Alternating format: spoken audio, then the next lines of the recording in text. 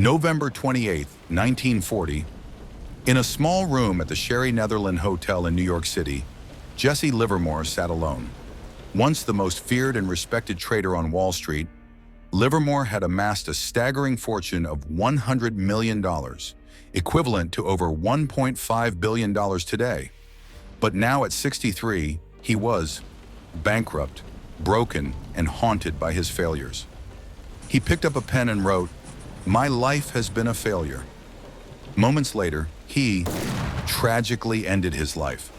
This is the story of Jesse Livermore, the boy plunger, the great bear of Wall Street, and the man who could outsmart the markets, but not himself.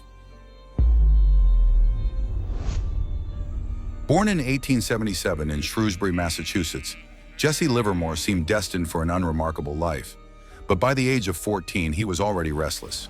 Defying his father's wishes to stay on the farm, he took $5 from his mother, a small fortune for their family, and ran away to Boston.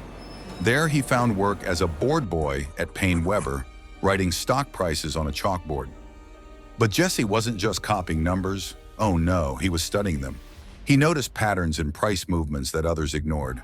By 15, he was sneaking into bucket shops where people bet on stock prices. With just $5 in hand, he turned it into a profit of $3.12. Not millions, just $3.12.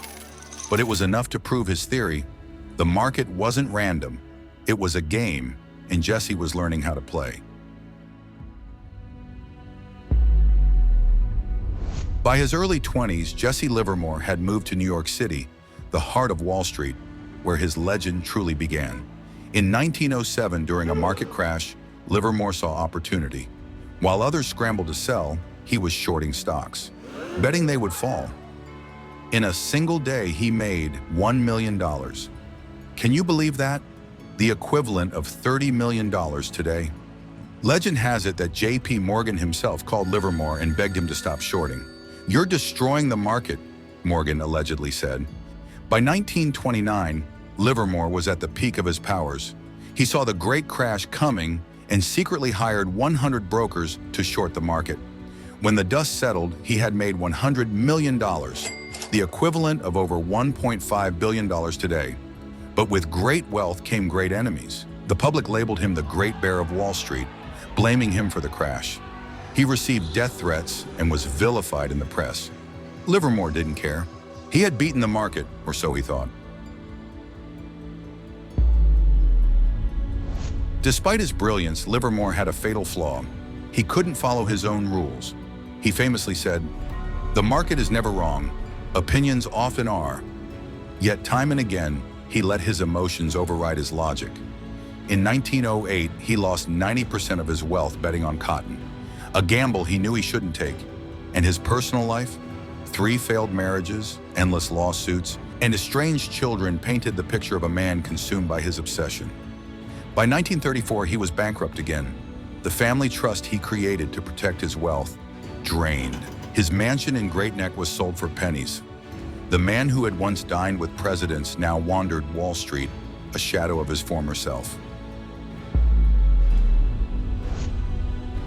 In 1940, Jesse Livermore walked into the Sherry Netherland Hotel and wrote a note to his wife, "My life has been a failure." Moments later, he took his own life. His death shocked Wall Street and served as a cautionary tale.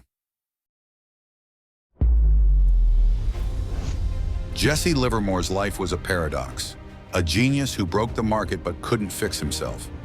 His story teaches us that discipline, humility, and emotional control are just as important as strategy. There is nothing new in Wall Street. Whatever happens today has happened before and will happen again. So the next time you look at a stock chart, remember Jesse Livermore, the man who saw the patterns but couldn't escape his own. If you found this story compelling, don't forget to like, subscribe, and hit the bell icon for more untold tales of legendary traders. Who should we cover next? Let us know in the comments. Until next time, trade wisely and remember, the market is never wrong.